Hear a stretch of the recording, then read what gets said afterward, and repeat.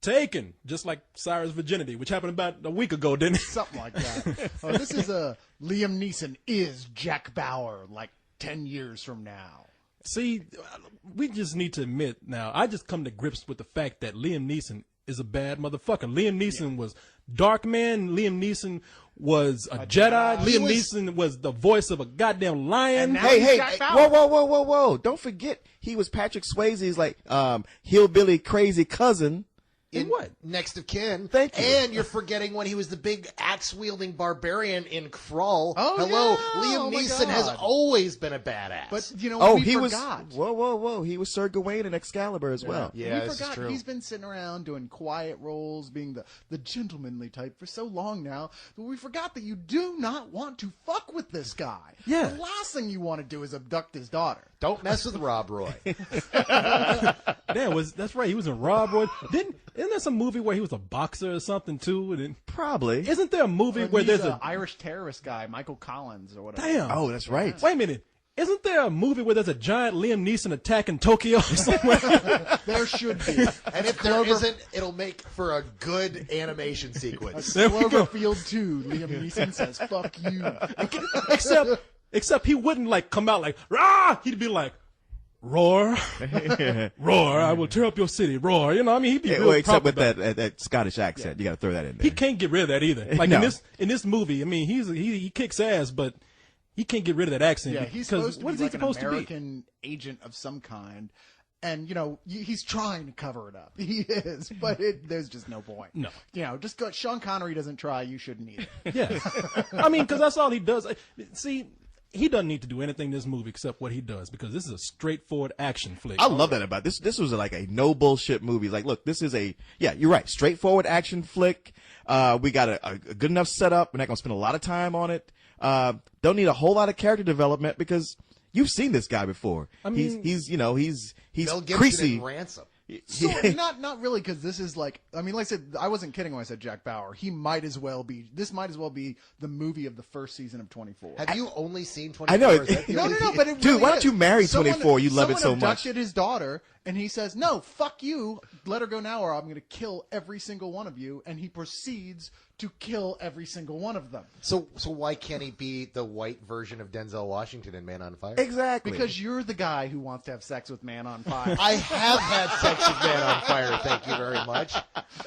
in a sequel called Balls on Fire. Yeah. But the funny thing to me is like, okay, Man on Fire came out right after there was that shitty Punisher movie to say like, look, this is how you make a Punisher movie. Now we had a second shitty Punisher movie, so here's another movie to go like, no, if you're gonna make a Punisher movie, this is how you do it. Well, see, in this movie, they don't even have that guy like in a world. Liam Neeson goes fucking crazy. No, Liam Neeson himself comes in the trailer and tells you, I will find you and I will kill you.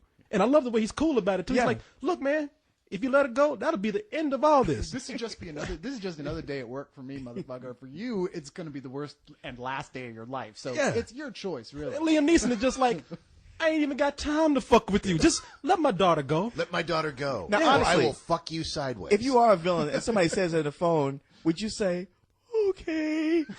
Or would you be like, oh yeah, well, I'd like to see you come down here and try to do that. You see, that's what I liked about it, because the dude on the phone was actually kind of cool about it. Yeah, He he's was like, good luck. but see, I would have been like, man, fuck you. And look behind you at Liam Neeson. Yeah! He's so, I mean, he's mad, right? Yet at the same time, it never really shows. He never has a hissy fit. No. He just shows how mad he is by killing people when he doesn't have to. He's Yeah. like, oh, thanks for telling me where she was after I tortured you for an hour. Pow, you're dead anyway. Yeah, he's not letting anybody go. Yeah, It's no, like, nobody okay. makes it out alive. Like, you should just tell me what I need to know so I can go ahead and put you out of your misery. And what I like about it is that he's not a good guy. I mean, he is so intent on his mission, which is find his daughter. I mean, he'll bust into your house and the dog will be sitting there. The dog ain't doing nothing. He'll put a bullet to the dog's head and be like, tell me where my daughter is. Dog be Hey, like, man. I ain't done shit. Come on. Come on, you kidnapped his daughter. I mean, that gives anybody a license to do whatever is necessary to get their daughter But it's back. kind of like, I mean, people are innocent, and he'll bust into your home. No one's innocent. The family cat's sitting there. Cat's just like, man, I'm just eating. You know, I ain't got nothing to do with this Hey, shit. man, Why look. you fucking with me? If the cat is not helping him find his daughter, then the cat is not innocent. That cat knows something. That's true. That cat did have a funny They got look in his face. hypersenses. That cat can sniff or hear something. He Cat wasn't on his job. Okay, people, we just run the movie. The cat is the villain in the movie. Yeah, that was a cat on the phone saying, "Good luck." Hey, man, you know what? I thought this movie wasn't going to be any good because they really hadn't been promoting it here, and I was sucked in early on just from like the fact that his ex-wife is such a bitch.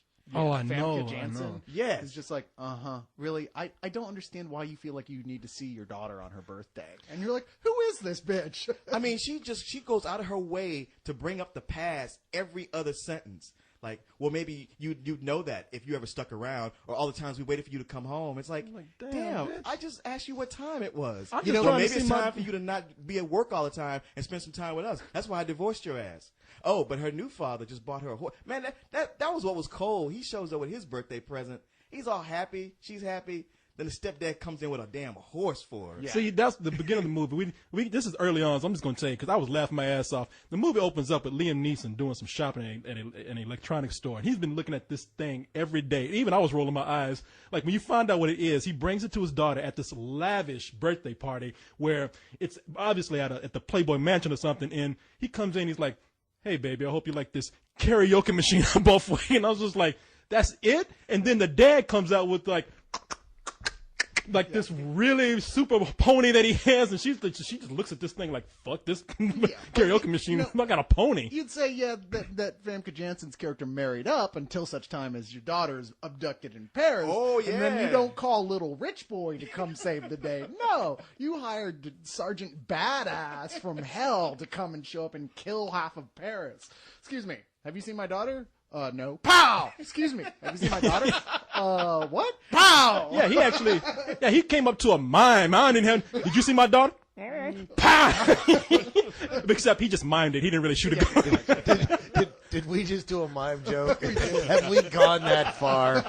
Dear Lord. And for the purposes of the review, let me just say, shit, if you can't guess by now, Liam Neeson is a guy who's obviously some Secret Service guy. Got a special forces. or Yeah, something. and when his daughter, who he has warned, her and her little dumb friend, when they go to Paris, against all his wishes, he says it's dangerous. I know it. You need to like stay here unless it's supervised. You're like, I'm a big girl now. I can go by myself. And his bitch wife is like, yeah, let her go because you've been a shitty dad all this long. They pretty much guilt him into saying, okay, go to Paris. They get there. They meet up with a guy who's a stranger. Tell him every bit of information about them. We're here at this apartment by ourselves. We're underage. And the guy's just like, we got two right here, prime and ready to go. They get kidnapped by these, where were they from? Albanians who were in the sex trade. So Liam Neeson finds all this out because, hey, he's super agent, and he just goes on this hell-bent mission to find his daughter and get her back at any cost necessary. As he tells a French Secret Service agent there at one point, I will tear down the goddamn Eiffel Tower if it's in my way to finding my daughter. And you think it's a euphemism when he says it, but as the movie goes on, you expect him to actually tear down the Eiffel Tower. Yes, you do. Oh, yeah. No, you expected him to be outside the Eiffel Tower with like a stick of dynamite, you know, or that little, what's that little lever thing you press down and blows up shit? Oh, that's called the lever. Okay, you expected him to have le lever and push that shit down and blow up the Eiffel Tower. But you had to laugh at the fact that like he's warned his daughter, he's telling his wife like, I don't want her going over there because I know the kind of shit that can happen. Like, you're so pathetic. Stop smothering her. Let her do her thing. And the second she gets there, all the shit he says happens. Yeah. Now, the whole thing, you As know, if he'd read the script in advance. it's taken from that level. It is kind of a right-winger's wet dream. It's like Americans should just stay the fuck out of Europe because they're just going to fuck us over because they all hate us and they all want to take advantage of us. Hey man, the movie on every convinced level. me. I ain't going over Well, there. see- Well, you know, I'm just saying, I know lots of people who've gone to Europe a lot by themselves and shit like that. They're looking around. There ain't none of that shit going on. Yeah, see, Where's that's- this shit happening? That's what I agree with you Wait, completely are on you that. friends with lots of underage attractive girls, or are these dudes? Yeah, I hacked into Corey's email. No, Cyrus, no, you fucking with me.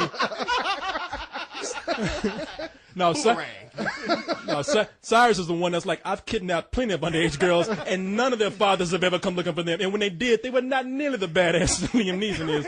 He's like, I did it all in the States. Didn't have to be in Europe. But You see, have to know how to choose your underage girls wisely. Exactly. You don't choose the ones with the crazy fucking well-armed dads. And when the dad says, I will come after you and kill you, you put that bitch in a van and drop her right off of that corner where you stole her from, and you with a sign on her that says, sorry. Yeah, and a metal locked bikini. Look, see? Nothing. and some money to pay him not to come after Exactly. you. Yeah, here's a couple bucks for your But cab I fare. agree with you on this. Now, it's fun watching Liam Neeson be a badass in this movie. First of all, Liam Neeson, great actor. It's good to see a great actor do some action shit and not be some cheesy action guys who's, the caliber of action heroes we see who they can do everything but act. Right.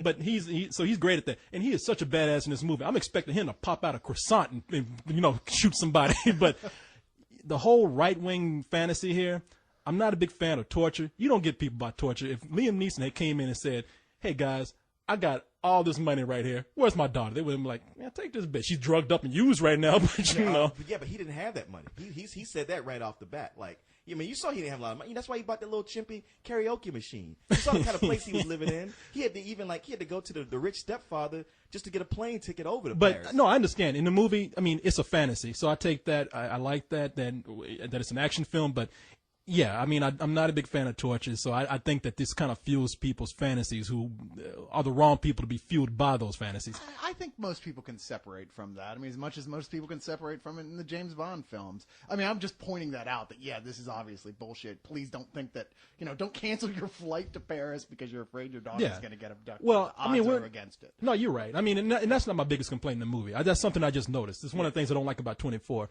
But the thing that I do have to complain about in this movie is that it's not even a real complaint because for some people it's fine. It's very basic. I mean, right down to the fight scenes. I mean, I've seen this where a guy goes into a room and does the exact same moves.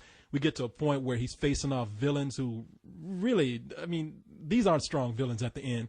No. It's a video game after a while. You beat the peons up, you go up to the mid-level guys, and then you got the big boss at the end. And the big boss doesn't have a lot. I mean, really, when we find out who the villain was, that guy had no story development at all. He just popped up. Well, he wasn't really the main villain either. He was just the guy who, he was actually a tertiary villain. It was like, oh, well, we already took care of the villain. Now here's the guy you got to take care of to get your daughter back. Yeah. It's produced by Luc Besson, this is clearly the phase he's been in for the last 10 years of making these quasi kung fu video game movies. But this is one of the best ones he's done. Yeah, no, this is because it rides on the strength, to me, of Liam Neeson. And we were talking about Famke Janssen, how much of a bitch she is, but she has to be great to be that bitchy. I mean, you have people like Famke Janssen, you have people like Liam Neeson, you even have Maggie Grace, who's in the movie, who's the girl from Lost. I could not believe that was her because she really looked 17, if not 16, in this movie. Yeah. And I know she's way older than that. Yeah, no, she did great in this. I mean, to me, the actors are what's makes this strong. The movie, to me, is just a real basic action flick. Enjoyable, not bad.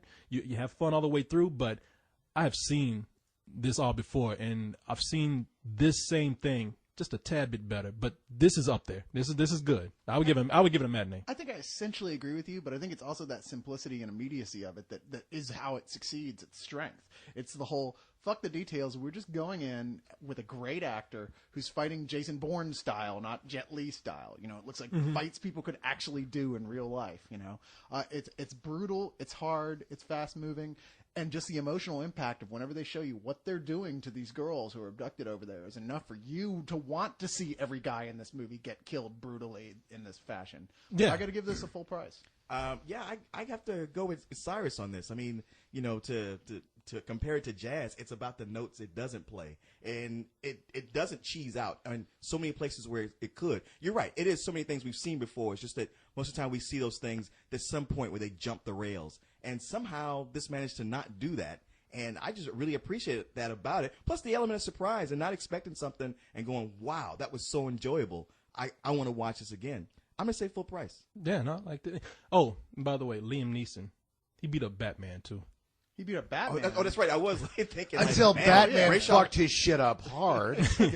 But initially, I mean, not only did he beat up, beat him up, he taught him he how to trained be Batman. Yeah, He was the proto-Batman. Liam Neeson, boy, who would have thunk it? I'm telling you, I wouldn't fight him. Don't fuck with Ra's al Ghul. I think that's the lesson of this movie. I said, no, don't fuck with Liam Neeson. That's I don't care what he's doing. If he's playing Martha Stewart in a biopic, you still don't want to fuck with that guy. And that bitch went to jail and came out with like 4 tears tattooed on her cheek. And the only reason he got killed by Darth Maul was because he was like, I want to get the fuck out of this movie. Oh, I mean, that was smart. You know, No, because he kept coming back. They kept digitally bringing him in, and I am the Obi-Wan Kenobi of this Obi-Wan Kenobi shit. It was fun. The only one I could say is probably a bigger badass than Liam Neeson is probably George Lucas, because he almost killed Liam Neeson's career. Because Liam Neeson was just kind of like, after this, I give up on acting. I know. You know, shit. But thank God he's back and taken. So